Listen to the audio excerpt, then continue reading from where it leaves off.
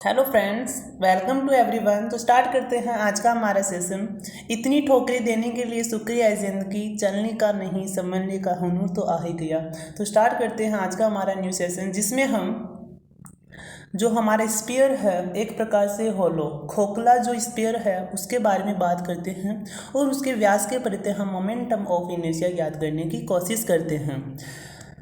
तो to find the mi of a hollow sphere of radius a and mass m about a diameter, अर्थात एक खोखला गोला है जिसकी रेडियस जिसकी त्रिज्या है a और मास है m और डायमीटर के परिधि हमें मोमेंटम ऑफ इनर्शिया ज्ञात करना है, जिसे हम शॉर्ट फॉर्म में mi कहते हैं। तो इसी के लिए सबसे पहले मैं आपको कॉमन थिंग बताना चाहूँगा कि हम एक गोला लेते हैं, ये वाला। इसमें मैं डायमीटर लेता हूँ x एंड y। एक प्रकार से गोला है। हम जानते हैं कि गोले एक प्रकार से विभिन्न पट्टियों से निर्मित होता है, कुछ इस प्रकार एक गोला जो निर्मित होता है।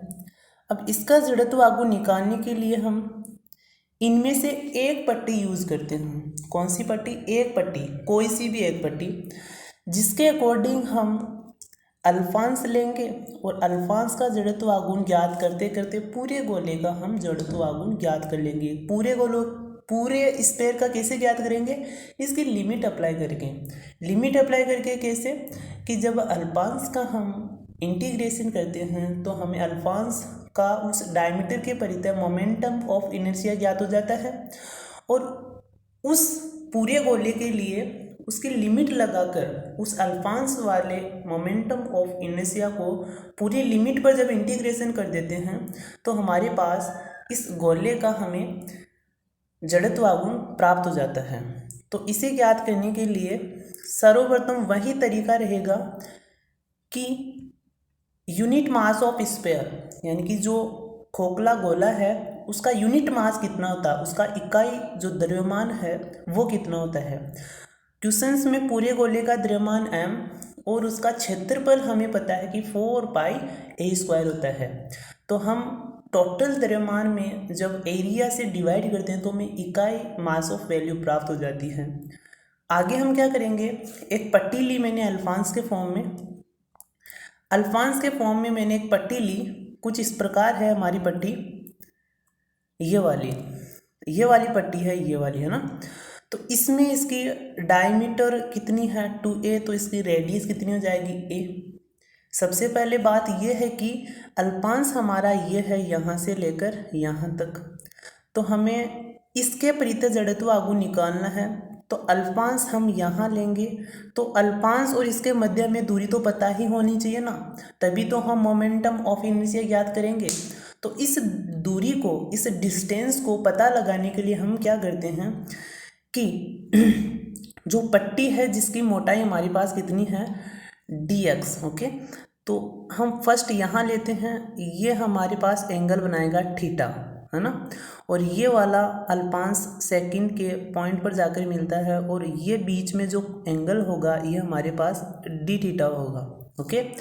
अब हम क्या करते हैं कि इसके अनुसार, इन दोनों के अनुसार यहाँ थीटा एंगल है, तो हम घटकों से क्या कर लेते हैं कि इसकी डिस्टेंस याद कर लेते हैं। कैसे?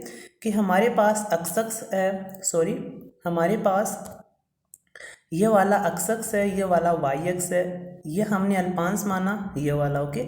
और ये हमारे पास डिस्टेंस कितनी हो जाएगी, ये रेडियस के बराबर होगी। रेडियस कितनी है a, तो हम थीटा लेंगे यहाँ, ओके। तो ये एंगल, ये हमारा कंपोनेंट क्या हो जाएगा, ये घटक कितना हो जाएगा a cos थीटा, और ये हमारे पास क्या हो जाएगा a sin थीटा। तो ये a sin थीटा, तो ये sin थीटा किसके बराबर होगा, इसके बराबर, तो ये घटक क्या हो जाएगा a sin थीटा। तो इसके अकॉर्डिंग हम ये वाला फंक्शन ज्ञात करते हैं, ये डिस्टेंस हमें इसके अकॉर्डिंग ज्ञात होती है।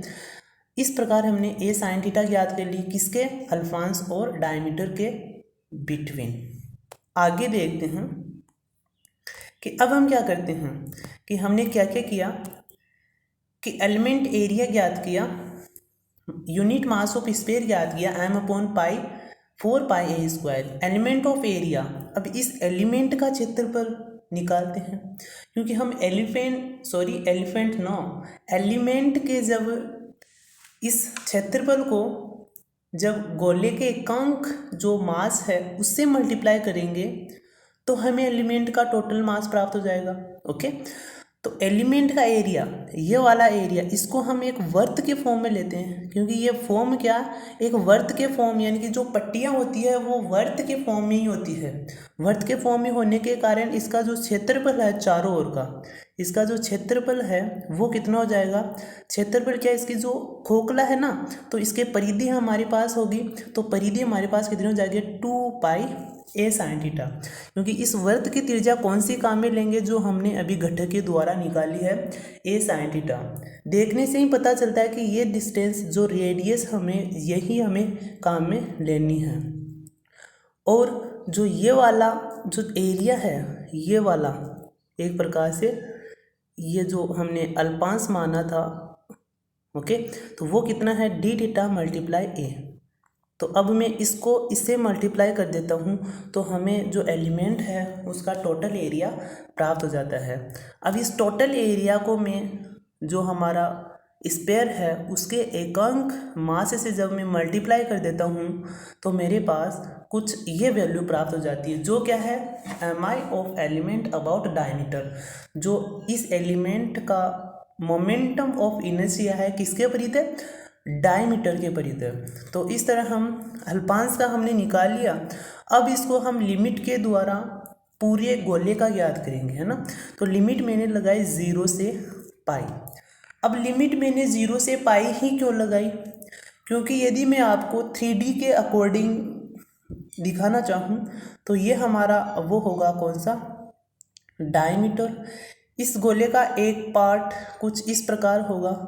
जब यह पार्ट इस आकृति में जो मैं निशान लगा रहा हूँ एरर का, इस आकृति में जब ये मोशंस करेगा, गोल गोल मोशंस करेगा इस डायमीटर के परिध, तो यह ओनली फॉर 0 से पाई तक ही अपना मोशंस को तय करेगा, क्योंकि यहाँ भी एक होगा तो ये इधर जाएगा और पीछे वाला इधर आएगा, तो ओनली फॉर 0 से पाई तक मोशन करेगा, क्योंकि ये जब यहाँ से यहाँ तक आएगा तो दूसरा भी इतनी ही दूरी तय करेगा, तो टोटल कितना हो जाएगा 2π, और एक के द्वारा 0 से पाई। तो हमारे पास जो लिमिट होगी वो कितनी होगी 0 से पाई, जो मैंने आपको अभी अच्छे से 3D में बताया। ओके, तो ये हमारे पास फंक्शन प्राप्त हो जाता है ma²/2 sin³ theta d theta. हमें पता है कि साइन 3 थीटा बराबर क्या होता है 3 sin थीटा - 4 sin³ थीटा। यहाँ से मैं क्यूब sin³ थीटा की वैल्यू निकालता हूँ तो ये वाला फंक्शंस यह आ जाता है, तो 3 sin थीटा - sin 3 थीटा। और यहाँ से जैसे मैं आपको बताता हूँ कि यहाँ से मैं 4 sin थीटा ले लेता हूँ, 4 sin³ थीटा, और ये हमारे पास हो जाता है 3 sin थीटा माइनस के sin3 थीटा, और ये 4 इसमें डिवाइड में आ जाता है, तो ये हमें ये फॉर्म मिल जाती है 3 sin theta - sin3 theta upon में 4। आगे नेक्स्ट में हम क्या करेंगे कि जो कांस्टेंट है उसको हमने बाहर लिया, और जो 4 है इसके साथ वो भी हमने बाहर लिया, और sin³ थीटा के स्थान पर मैंने ये टोटल रख दिया। अब मैं इसका क्या करता हूँ, इंटीग्रेशन करता हूँ किसके सापेक्ष, थीटा के रिस्पेक्ट में। तो साइन थीटा का इंटीग्रेशन क्या हो जाएगा माइनस के कोस थीटा, जो कि कितना हो जाएगा -3 कोस थीटा। साइन 3 थीटा का माइनस के कोस 3 थीटा अपॉन में 3, और माइनस माइनस यहाँ हो जाएगा प्लस। आई होप कि इतना आपको समझ में आया होगा। अब मैं क्या करता हूँ कि इसकी लिमिट अप्लाई करता हूँ 0 से पाई, लोअर लिमिट अपर लिमिट। जब इसमें अपर लिमिट लगाता हूँ तो मुझे ये वैल्यू प्राप्त हो जाती है, ओके, ये वाली वैल्यू प्राप्त हो जाती है। और जब मैं लोअर लिमिट लगाता हूँ तो मुझे ये वैल्यू प्राप्त हो जाती है। कैसे कि यहाँ मैं अपर लिमिट करता हूँ तो -3 कोस पाई आता है, और तो यहाँ मैंने आपको ग्राफ के द्वारा बताया है कि इसको देखने से हमें जो पाई है, पाई यहाँ होगा और यहाँ वैल्यू कितनी है -1, अर्थात हमें पता होना चाहिए कि कोस पाई की वैल्यू -1 है, तो यहाँ कितना हो जाएगा +3। यहाँ मैं पाई रखता हूँ तो कोस 3 पाई, और कोस 3 पाई कहाँ होगा, यहाँ होगा। यहाँ इसकी वैल्यू कितनी हो जाएगी -1, तो ये कितना हो जाएगा -1/3। अब मैं इसमें 0 रखता हूँ तो कोस 0 की वैल्यू 1, ये -3 हो जाएगा, और इसमें भी 0 1 हो जाएगा, कोस 0 की वैल्यू 1, तो ये कितना हो जाएगा -1/3। ये इसमें माइनस कैसे आया, क्योंकि हम लेते हैं कि लोअर लिमिट माइनस के अपर लिमिट, तो ये वाला मैंने माइनस डायरेक्ट कोष्टक से मल्टीप्लाई कर दिया, तो मुझे इस प्रकार की फॉर्म प्राप्त हो जाती है। जब मैं इसका सॉल्यूशन करता हूँ तो मुझे क्या प्राप्त हो जाता है इसका सॉल्यूशन करने पर, जैसे 3 और 3 कितने होते हैं 6 और -1/2 -1/2 -2/3, इसको ऐड करने पर मुझे मिलता है 16/3। जब मैं 16/3 को यहाँ पुट करता हूँ तो 8 से 16 सेकंड 2 बार कैंसिल हो जाता है, और हमें इसका जो प्राप्त होता है मोमेंटम ऑफ इनर्शिया वो कितना प्राप्त हो जाता है 2/3ma²। आई होप कि ये आपको डेरिवेशन अच्छे से समझ में आया होगा। तो मिलते हैं हमारे नेक्स्ट सेशन में। Thank you, take care.